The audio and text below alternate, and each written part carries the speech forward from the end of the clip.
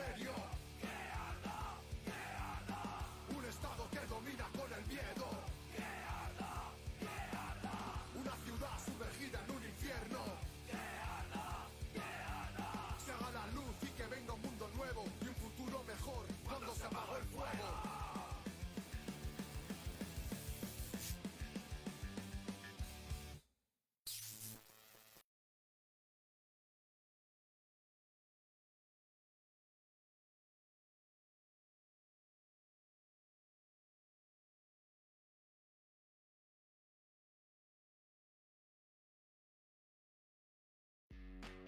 Vanguardia Obrera.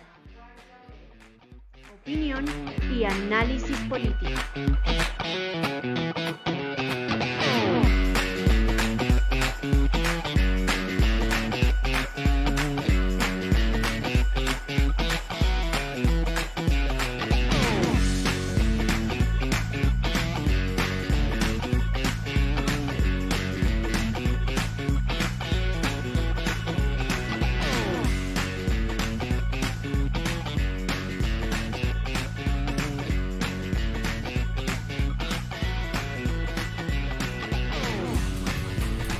Buenas noches.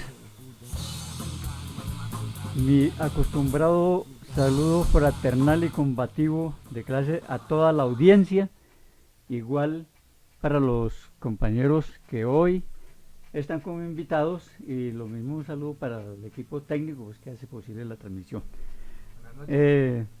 Amigos, oyentes, ¿cómo vamos con la campaña de organización? Recordemos que estamos en una campaña de organización y que todos estos programas van en ese sentido.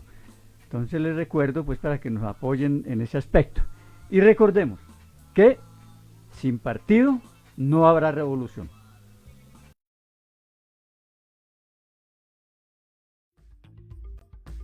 La huelga es el arma poderosa que tiene la clase obrera para enfrentar al patrón y evitar que sea empujada a la miseria. Hablemos de toda esta experiencia, desde la huelga de las bananeras hasta la actualidad. Aquí empieza Vanguardia Obrera. Bienvenidos. Bueno, después, en el momento entonces damos paso a todos los hechos importantes de esta semana, tanto a nivel nacional como a nivel internacional. Lo más destacado de la semana. Buenas noches, gracias nuevamente, una vez más, acá. Vamos a adelantarnos en los hechos que han ocurrido esta semana. A nivel nacional, la semana que acaba de pasar terminó de forma luctuosa con la escala de asesinatos a dirigentes sociales en el Cauca. Solo el sábado fueron asesinados Gildon Ambuila en el municipio de Buenos Aires, que pertenecía a la unidad de víctimas. Hernán Eduardo Pino, hijo de la exconsejera Luz Eida Julicue, de la Asociación de Cabildos del Norte del Cauca, ASIN, ocurrido en Caloto.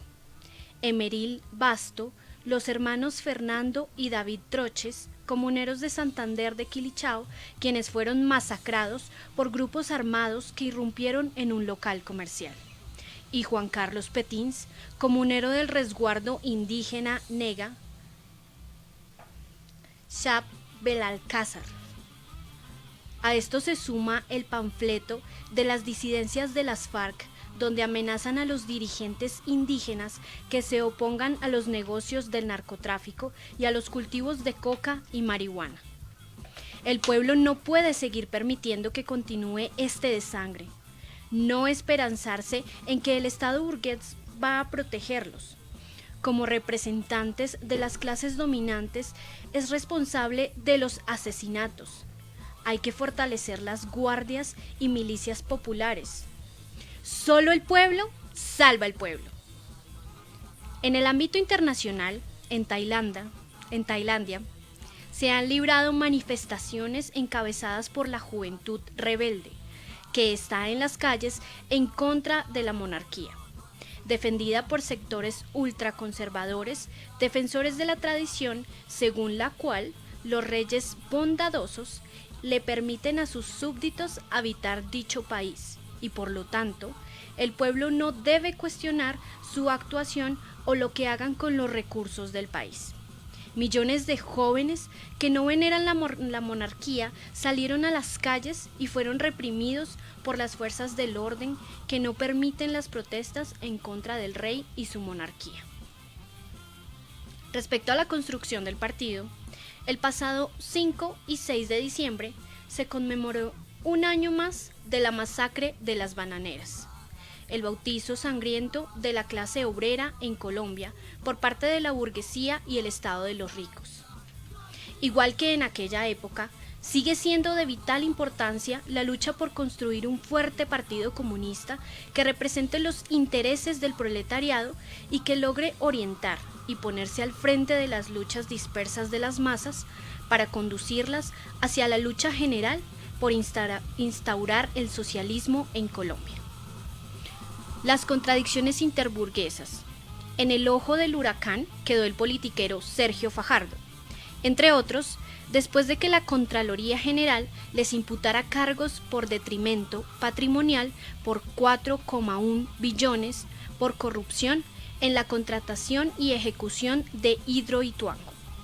Bien es sabido que este personaje, que posa de estar en el centro, favorece los intereses de la burguesía y es muy cercano a la mafia uribista, por lo que cada vez se le cae su careta de la supuesta imparcialidad o neutralidad que ya no puede mantener. Gracias, eso sería todo. Continuamos con el programa.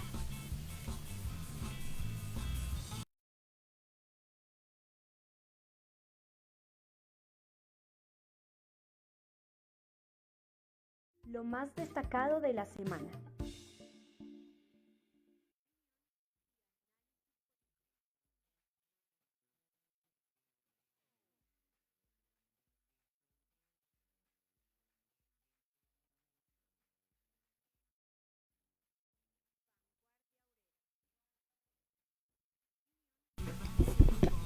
Bueno amigos, el tema central que tenemos en esta noche consiste en ¿le sirve a la clase obrera hacer huelga? Y esto se da pues a propósito precisamente de la conmemoración de los 92 años de la histórica huelga de las bananeras y hoy la huelga del Cerrejón. De esto pues los invitados más adelante nos van a dar sus apreciaciones al respecto, que va a estar muy provechoso. Efectivamente, en 1928 se dio lo de las huelgas de las bananeras. Sin embargo, hay que decir que no fue esta la primera huelga que se haya dado en Colombia, porque hay que, haciendo historia, las huelgas se iniciaron desde comienzos del siglo XX. En los portuarios, los ferroviarios, los aceros del Magdalena, bueno, en fin, ya se habían realizado gran cantidad de huelgas que eran muy comunes en ese entonces por la crítica situación y porque pues la burguesía y el proletariado empezaban a darse a conocer pues en la lucha de clases. Sino que hoy nos referimos a la huelga de las bananeras porque, como se ha sabido, fue el bautizo de sangre que recibió la clase obrera por el terrorismo de Estado que se cometió en ese tiempo en presidencia de Miguel Abadía Méndez, defendiendo los intereses de la compañía de plantaciones de banano, la compañía gringa, en donde mandó al ejército, y la historia habla pues de que mínimo fueron 3.000 personas que murieron entre obreros, porque eran obreros, no eran pues otra clase de personas, no eran obreros y familiares de los obreros, y en donde el Estado igualmente pues trató de que eso se olvidara, y nosotros los comunistas pues obviamente no podemos permitir que esta historia se olvide, que este terrorismo de Estado, que esta masacre que se cometió en contra de nuestra clase obrera quede pues en la impunidad y que no se recuerda, porque año por año estaremos haciendo memoria, estaremos recordando esos sucesos que dejó grandes lecciones para el proletariado a nivel no solo nacional, sino internacional. Pero ya, pues vamos a pasar a que nuestros invitados nos den sus impresiones y nos hagan pues la exposición realmente de la necesidad. Y empezamos con el compañero Ricardo, que nos va a responder. Son 3 preguntas básicas que va a tocar él. ¿Por qué salieron a huelga los trabajadores del banano? ¿Cómo respondió el Estado?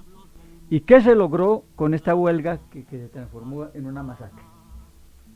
Muy buenas noches para todos, muchas gracias nuevamente por la invitación. Un día algo difícil para desarrollar este programa, sobre todo por las fechas que ya arrancan aquí con esas festividades de fin de año, y hoy precisamente aquí en Colombia y en otras partes que se conmemora lo de la Noche de las Velitas, pero vamos arrancando ahí con el paso de los minutos y la llegada de la noche, pues vamos aumentando la audiencia que ya vemos que empieza a acompañarnos después de cumplir con la tarea de las velitas. Entonces, muy buenas noches para todos. Yo creo que respecto al tema de por qué salieron a la huelga, la huelga de las bananeras tiene una significación muy importante precisamente porque marcó un hito en responder de una manera contundente, de una manera general, de una manera más masiva y organizada a esa política que venía implementándose contra los trabajadores.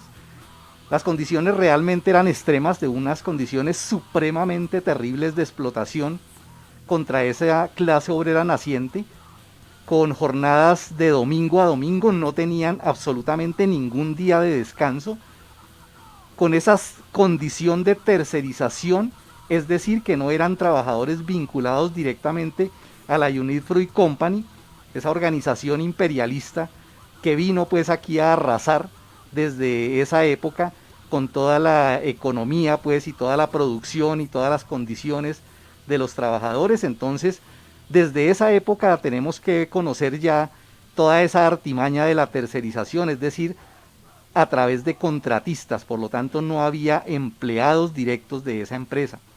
Pero además de eso, esas jornadas extenuantes, las cuales sobrepasaban en muchas circunstancias las 16 horas diarias, la vinculación a la producción de una gran cantidad de niños y mujeres con salarios muy por debajo de los mismos hombres y en unas condiciones insalubres de vivienda y trabajo terribles, donde estaban sometidos y al merced de enfermedades como la tuberculosis, el paludismo, el parasitismo intestinal de toda especie, la gastroenteritis infantil, que era terrible, y muchas enfermedades venéreas, entre muchas otras. Es decir, eran unas condiciones realmente inmundas, asquerosas para obreros que producían montañas de dinero, montañas de ganancia. Pero además de eso, la lucha, porque no tenían derecho ni a la huelga ni a la organización. Sus salarios no tenían absolutamente prestaciones, no tenían protección en salud. Entonces todo ese conjunto de circunstancias se acumularon y fueron realmente llevando a esa condición en la que los obreros, además de eso, se dieron a la tarea de crear por encima de la ley un sindicato, y lograron eso como uno de los grandes triunfos, como el segundo gran triunfo de eso, haber creado una organización sindical por encima de la ley. Crearon la Unión Sindical de Trabajadores del Magdalena, y el 6 de octubre de 1928 realizaron una enorme asamblea donde se aprobó por unanimidad el pliego de peticiones. Ese pliego llegó a que el 13 de noviembre más de 30.000 obreros en representación de 63 fincas bananeras se fueran a la huelga. Con un pliego de peticiones que no pedía cosas estrambóticas. El pliego de peticiones se resumía en lo siguiente: un reconocimiento de los trabajadores como trabajadores de la empresa, es decir, que se eliminara el sistema de contratistas, que se estableciera un seguro colectivo obligatorio, que hubiera la reparación por accidentes de trabajo, que se les brindaran habitaciones higiénicas y el descanso dominical, que además de eso a los que estaban peor pagos se les aumentara en un 50% a los que ganaban menos de 100 pesos mensuales, que se suprimieran los comisariatos, que cesara esa forma de préstamo por medio de vales, porque con eso los obligaban a ellos a ir a cambiar esos vales por los mismos puntos donde la misma empresa tenía para hacer esos intercambios, que se les pagara mensualmente y que se les brindara un mejor servicio hospitalario. La huelga tomó fuerza, ganó un apoyo inmenso en la población y el respaldo de muchos sindicatos de los que existían ya en ese momento a nivel nacional. Pero sus reivindicaciones tenían además de eso un contenido económico, no solamente económico, no, tenían un profundo contenido político porque eran problemas que afectaban al conjunto de la clase obrera y además de eso enfrentaban a un enemigo común, al Estado como representante de los intereses de las clases dominantes y como representante y defensor de los intereses de los imperialistas. En ese sentido vemos cómo era una lucha completamente justa, completamente válida, completamente necesaria. Y cómo respondió el Estado para aquellos que todavía siguen pensando que hay que luchar por conquistar el Estado, por amoldarlo, por ponerlo al servicio de los trabajadores. No, el Estado respondió esencialmente en defensa de los dueños de la compañía y en contra del pliego de los trabajadores. Criminalizaron a los huelguistas, a los cuales tildaron de una vez de cuadrillas de malhechores. Promovieron a los rompehuelgas para debilitar la lucha y retomar la producción. Nombraron al asesino conocido ya por todos, el general Carlos Cortés Vargas, quien desde antes mismo ya tenía la decisión y ya era una orden de la presidencia. Mandó un telegrama muy escueto que decía así: he ordenado concentrar toda la fuerza y sigo inmediatamente a batir por el fuego a los amotinados. Los investigadores manejan cifras de entre 3.000 a 5.000 muertos y el gobierno reconoce cerca de 1.800. Adicional a eso, posterior, absolutamente nadie pagó un solo día de cárcel, es decir, el Estado, un aparato totalmente al servicio de los enemigos de los trabajadores. Sobre las lecciones podemos resumirlas en lo siguiente. Yo creo que la principal fue que fue un grito de guerra de la clase obrera contra el capitalismo, contra el imperialismo. Fue algo así como la apertura del telón de la lucha del proletariado contra el Estado. Fue una masacre, sí. Claro que hay que reconocer que fue una masacre, pero considerar eso como el aspecto más importante es reconocer como si eso fuera sobre todo una derrota y una tragedia para el movimiento obrero, y eso no es así. Porque fundamentalmente fue una huelga, fue un levantamiento, fue una derrota relativa, porque de momento, en lo inmediato, no obtuvieron lo que pedían y además de eso mataron a muchos. Pero fue un gran triunfo para todo el movimiento obrero, no solo porque gracias a esa huelga, posteriormente se lograron muchas de las reivindicaciones que ellos levantaron en la plataforma, sino porque fue un triunfo general para el movimiento obrero. El hecho de que se hubieran alzado en huelga, el hecho de que se hubieran lanzado a esa lucha, ya representa eso, representa un enorme triunfo, como lo fue la Comuna de París, como lo fue la Revolución de Octubre, como lo fue la Revolución China, como lo fue incluso recientemente el paro del 21N de 2019. Todo eso representa el conjunto de la lucha del movimiento obrero. Y por eso podemos sacar una máxima en ese aspecto, y es que a pesar de los resultados inmediatos de toda huelga es un gran triunfo para la clase obrera. Y ahí también cabe mencionar que lo tenemos, incluso está fresco todavía lo de 1886 con las luchas del 1 de mayo, pues para eso. Claro que sí, compañero, eso es muy cierto. El 1 de mayo es un ejemplo grandísimo de eso y reconocido históricamente. ¿Fue el 1 de mayo un gran triunfo? Claro que lo fue, eso ya nadie lo puede desconocer. Unos aspectos rápidos ya para terminar que creo que vale la pena no olvidar de eso. Uno, que los hechos hacen las leyes y no al contrario. No como actúan los dirigentes vendobreros y sus secuaces asesores jurídicos que no ven más allá de la posibilidad de pasarse por encima de las leyes. Todo lo que ellos hacen y todo lo que ellos orientan está restringido a la ley burguesa. No, la huelga se hizo por encima de la ley. Pero además de eso fue una lucha política para aquellos que todavía siguen discutiendo y pensando de que las luchas políticas están única y exclusivamente relacionadas con la insurrección. No, esto fue una lucha política, una grandiosa huelga política. La misma Internacional lo dice así, no son palabras mías, la huelga, dicen los compañeros de la Internacional cuando juzgaron eso, la huelga general de los 32.000 obreros de las plantaciones de bananas tiene un carácter político muy netamente antiimperialista.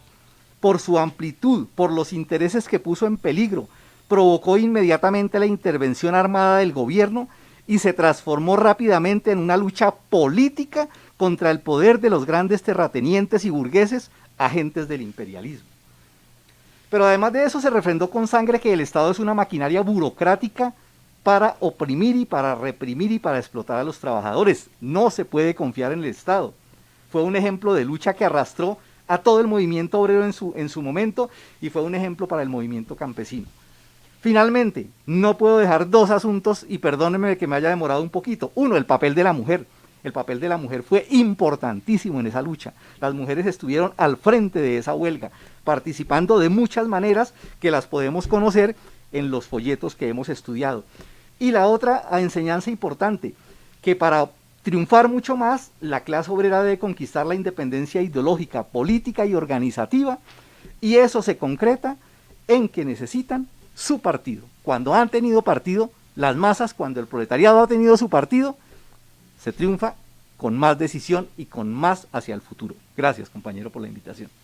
A usted, compañero Ricardo, muchas gracias por su intervención, por aclarar muchas cosas pues históricamente. Pasamos entonces ahora con el compañero José. También hay tres preguntas pues para que nos responda acá. ¿Por qué son escasas las huelgas ahora en Colombia? ¿Cuál es la importancia de la huelga del Cerrejón? ¿Y sirve hacer huelgas en estos días? Buenas noches y muchas gracias por la invitación nuevamente. Bueno, ¿por qué no son escasas las huelgas ahorita en estos días? Existen varias causas que han conducido a esta situación que estamos observando.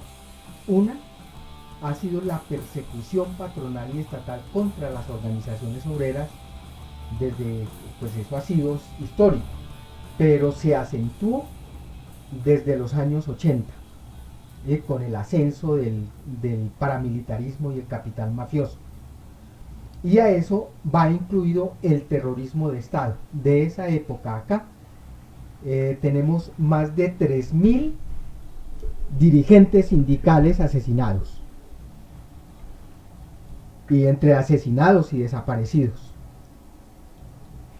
Otra causa de la situación de que porque no se presentan huelgas tiene que ver con la dirección que se impuso en el movimiento sindical con la política de conciliación y concertación de clases que fue impuesta por los liberales y los socialdemócratas.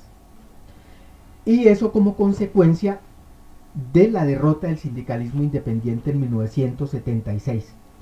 Cuando los obreros en el encuentro para un diciembre del 76 propusieron construir una central sindical revolucionaria, se opusieron a eso los trotskistas, los mamertos y otros revolucionarios, y a cambio de eso se impuso la idea de la central única o unitaria, política que se materializó 10 años después en la Central Unitaria de Trabajadores en la CUT, con la cual quedó la mayoría del movimiento sindical en Colombia amarrado a los intereses de los capitalistas y el imperialismo, con esa política de la conciliación de clases. Pero la principal causa de que no se presenten huelgas ahora en Colombia obedece a la ausencia del partido de la clase obrera. Los trabajadores perdimos nuestro partido en 1975 y desde ahí viene toda la ofensiva de los capitalistas y de los enemigos del movimiento obrero con su política burguesa y antiobrera, y se perdió la independencia de clase por consiguiente. ¿Qué importancia tiene la huelga del Cerrejón en estas circunstancias? Gigantesca. En plena crisis y en medio de la pandemia, es una heroica proeza que los compañeros en el Cerrejón hayan logrado sostenerse durante 91 días, por encima de lo consagrado en la ley, que obliga después de 60 días a nombrar un tribunal de arbitramiento. En resumidas cuentas, los trabajadores impusieron con la huelga misma y con la movilización la negociación directa del pliego de peticiones y derrotaron el contrapliego patronal. Eso ya de por sí es un triunfo gigantesco. ¿Qué significa esto? Que conservaron los beneficios históricos que ya han alcanzado al derrotar el contrapliego. Es decir, no perdieron nada.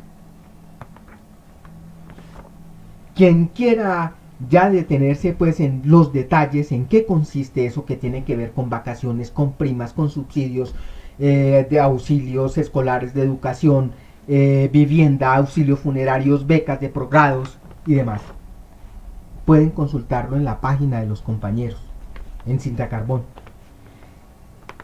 De los puntos centrales del pliego, logran... ¿Le puedo hacer una preguntita, un comentario para que usted se refiera a algo que creo que es bien interesante? Ni más faltaba. ¿Qué papel jugaron los jefes de las centrales ahí en esa huelga? Porque pues lo digo porque sí hay mucha discusión en torno a ese asunto pues de las centrales, de la CUDI y todo eso. ¿Cómo fue ese asunto ahí?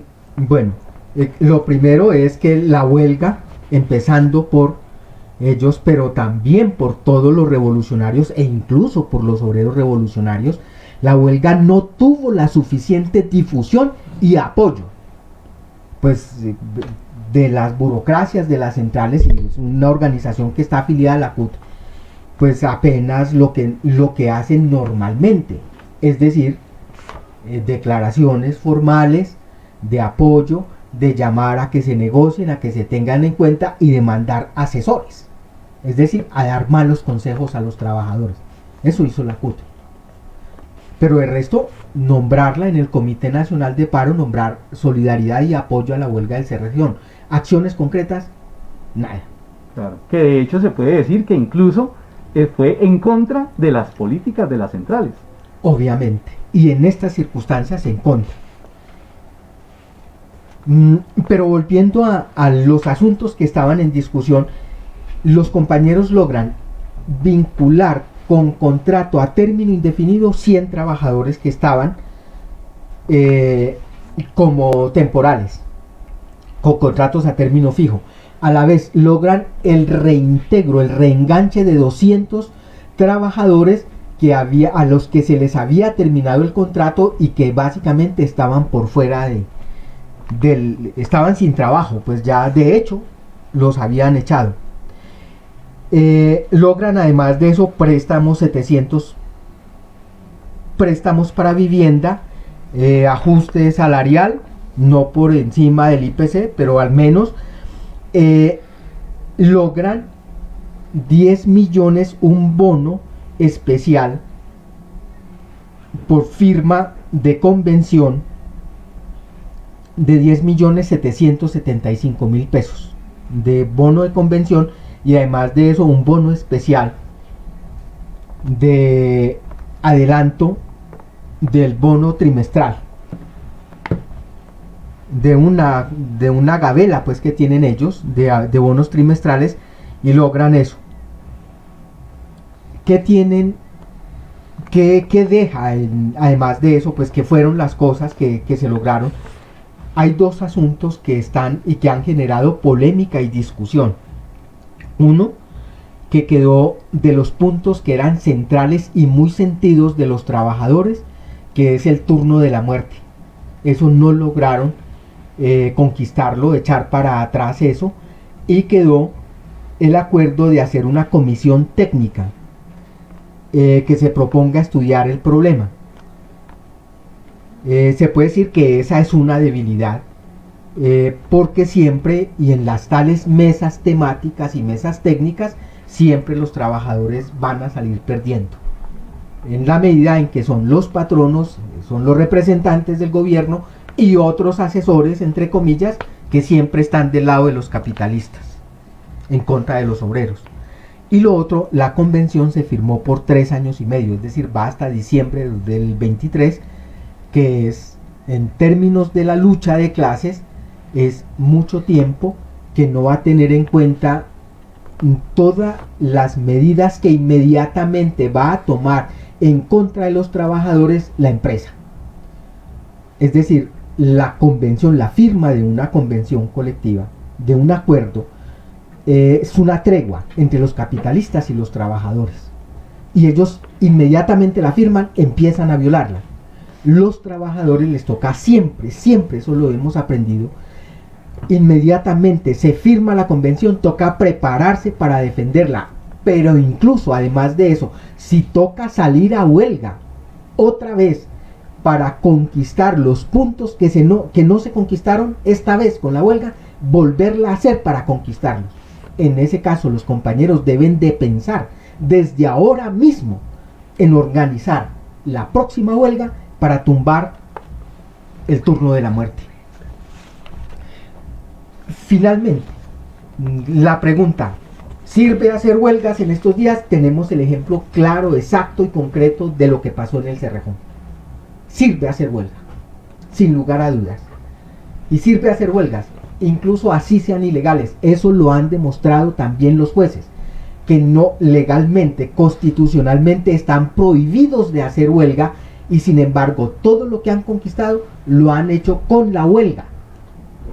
Ellos, los mismos jueces que prohíben y que legislan en contra de los trabajadores, se ven obligados a hacer huelgas para sostener sus reivindicaciones.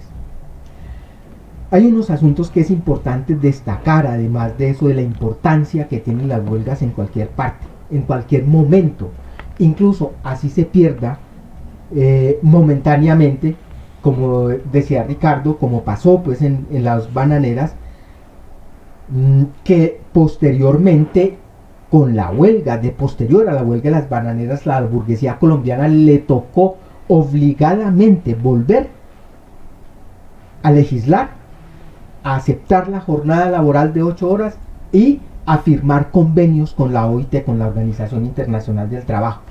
Pero porque las huelgas demuestran el enorme poder que tienen los trabajadores. Como dice la canción de los obreros irlandeses, nada se mueve en el mundo sin el brazo poderoso del obrero. Y la huelga demuestra eso, demuestra el poder de los obreros, y la burguesía, los capitalistas le tienen miedo, tiemblan cada vez que hay una huelga, por pequeña que sea, en la empresa, por pequeñita que sea. Mucho más cuando se trata de empresas grandes, como en el caso del Cerrejón, que infunden en toda la clase, en todos los trabajadores, además de todo, un gran entusiasmo, porque ponen de presente la contradicción principal de la sociedad capitalista moderna: el problema de la producción social y el problema de la apropiación privada pues de lo que se produce. Y hace ver que los trabajadores son la fuerza más poderosa, son los dueños realmente, y solamente necesitan darle la patada en el trasero a la burguesía para tomar las riendas de la sociedad. Ahora mismo se necesita la huelga general de los obreros, unida por supuesto al paro en todas las actividades y a la movilización de los trabajadores del campo y la ciudad para conquistar las reivindicaciones del pueblo, para echar atrás decretos tan lesivos como el 1174, para impedir la imposición de la ley 010, para ahorita mismo conquistar el alza general de salarios y el reintegro de todos los trabajadores que han sido despedidos. Porque las huelgas son, más allá de que se ganen o se pierdan, son sobre todo escuelas para la guerra, escuelas del socialismo, escuela para las batallas decisivas por el poder político para la clase obrera. Y eso es lo más importante, porque son preparación de los trabajadores para que tomen en sus manos las riendas de la sociedad e instauren el socialismo. Eso era lo que yo tenía que decir hoy, compañero. Muchas Bien, gracias. compañero, usted compañero, por esas magníficas aclaraciones y por esa intervención acerca pues de la historia de las huelgas y su importancia.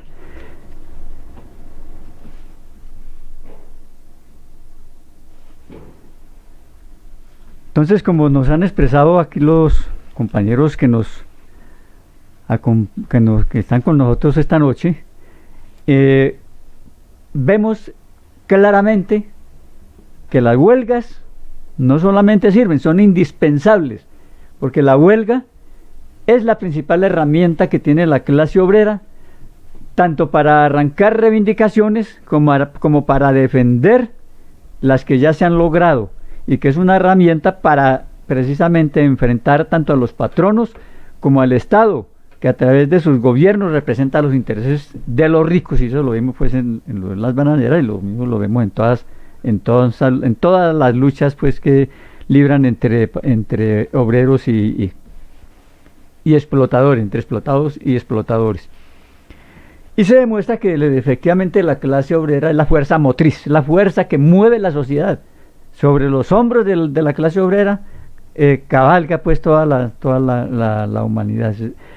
Y la clase obrera en activo pues es, como lo vemos hoy, es la clase que sostiene realmente en toda esa situación de los desempleados, de los subempleados, que hoy pues se ven lanzados a la calle y tienen que acudir pues a las ventas ambulantes en una forma pues grandísima. Y la experiencia histórica de las huelgas, lo mismo como decían los compañeros del Cerrejón, se vuelve a poner pues de manifiesto en la necesidad.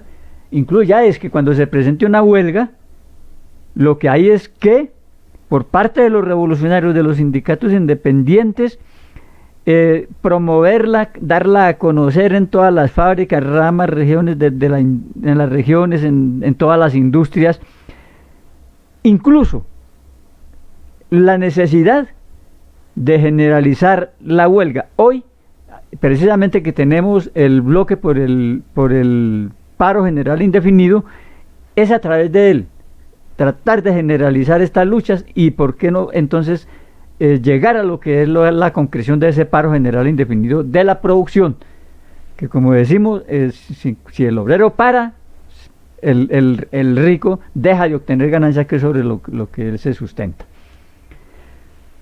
Por eso es tan importante entonces que los obreros sean conscientes de que se organicen en todas partes, porque hay que mirar que solamente con la lucha, que es la consigna pues que resaltamos nosotros siempre, con la lucha se conquistan libertades y derechos, y con la lucha se defiende.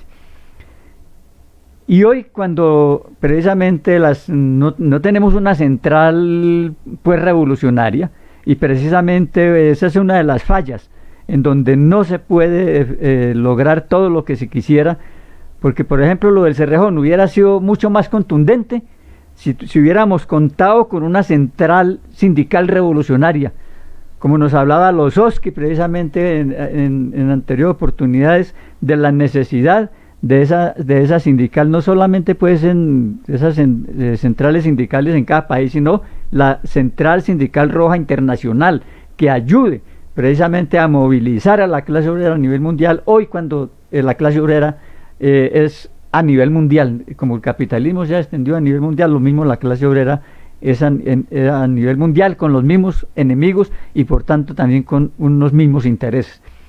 Entonces, importante eso, que la clase obrera se organice desde la base, que se organice en los barrios, en todas las industrias, principalmente pues la industria de las diferentes ramas de la producción, y que se tienda pues que se generalice, pero a la vez, como lo decían los compañeros, pues y que nosotros lo repetimos en cada exposición, porque esto va de la mano, la necesidad de organizar a los trabajadores que despiertan a la vida política, que hay que educarlos en las ideas del socialismo para avanzar en la construcción del partido del proletariado con profundas raíces entre los obreros industriales.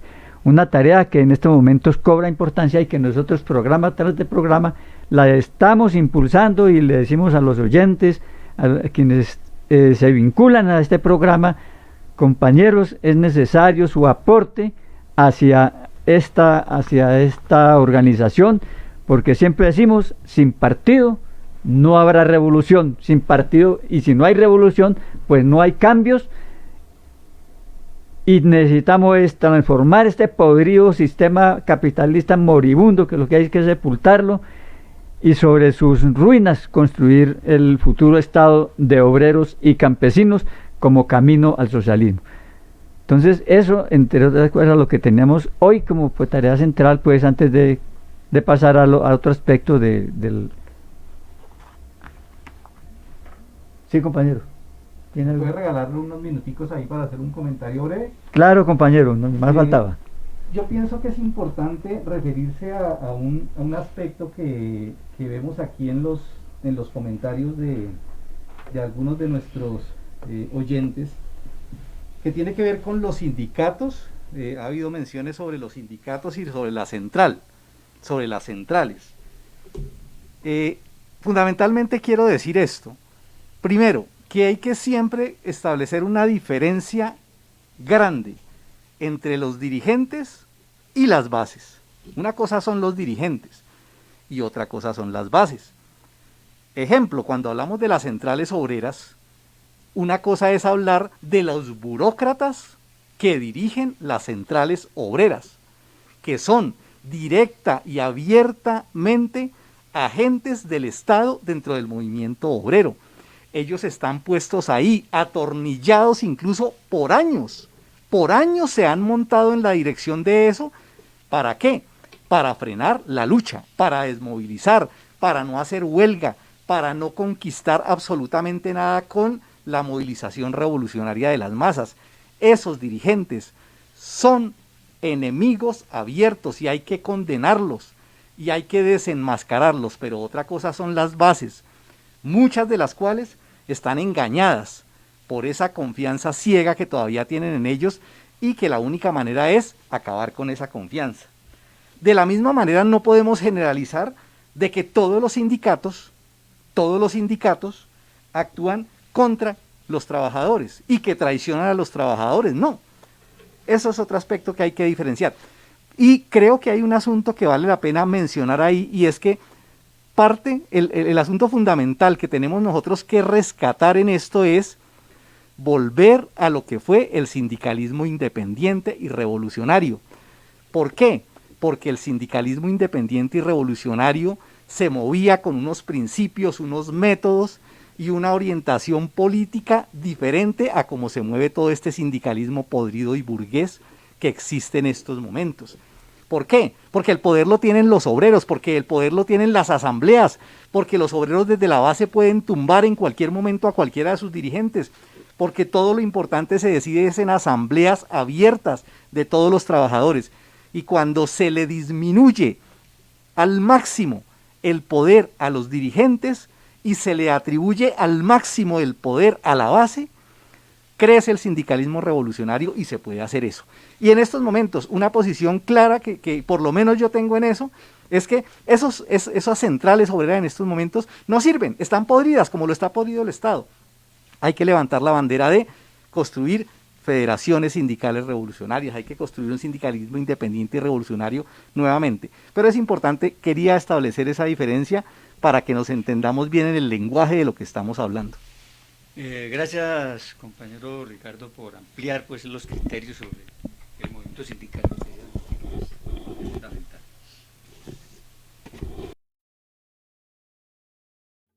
¿Qué hacer?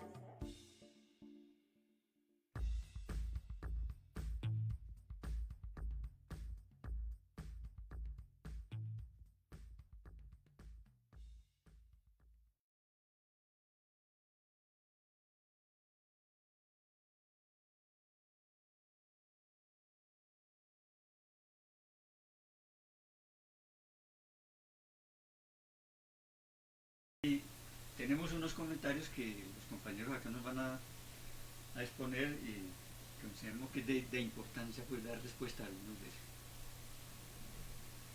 ellos. Sí, hay una de vieja data, existe la discusión con los anarquistas que al darse cuenta de que las huelgas hacían temblar a la burguesía y llenaban de entusiasmo a los trabajadores, dedujeron de ahí que bastaba la huelga general para tumbar a los capitalistas. No, las huelgas son escuelas de la lucha, escuelas para la guerra, pero no son la guerra misma. Son escuelas, es decir, los obreros aprenden en las huelgas quién tiene el poder, quién tiene la fuerza, pero los patronos y los capitalistas tienen el aparato del Estado en sus manos y la columna vertebral del Estado son las fuerzas militares. ¿Sí? Por tanto, les toca a los trabajadores prepararse para tumbar el Estado y no pueden hacerlo de otra forma que mediante la violencia revolucionaria, es decir, mediante la guerra popular, mediante la insurrección, mediante los fusiles. A los fusiles hay que derrotarlos con los fusiles. Entonces una huelga general no puede cambiar de base el sistema. No se va a caer el sistema con una huelga general. Y eso lo estamos viendo en estos días, ¿no? ¿Qué pasó en Ecuador? ¿Qué ha pasado en Chile? No se caen los gobernantes, la burguesía y el imperialismo no se van a derrotar con una movilización general o con una huelga general. No, toca tumbarlos y por la fuerza. Y por eso las huelgas son apenas escuelas. Son escuelas de la guerra, pero no son todavía la guerra misma. Sirven para entrenar a los obreros, por supuesto. Sirven para fortalecer su ejército, por supuesto. Pero además de eso, se necesita no solamente armar la cabeza, sino armar las manos también con los fusiles. Bien, compañero José.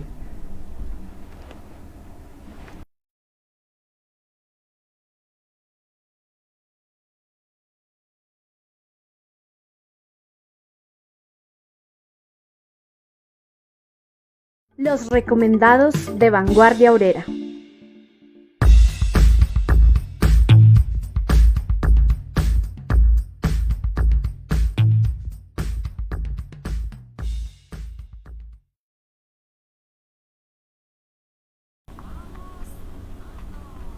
Bueno, como yo sé que nuestros oyentes son muy curiosos, van a querer saber más del tema, les traemos unos recomendados que recuerden los pueden consultar en www.revolucionobrera.com.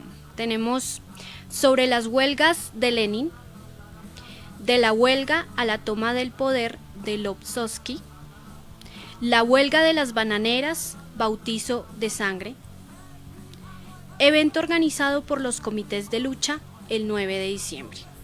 Recuerden consultarlos en www.revolucionobrera.com.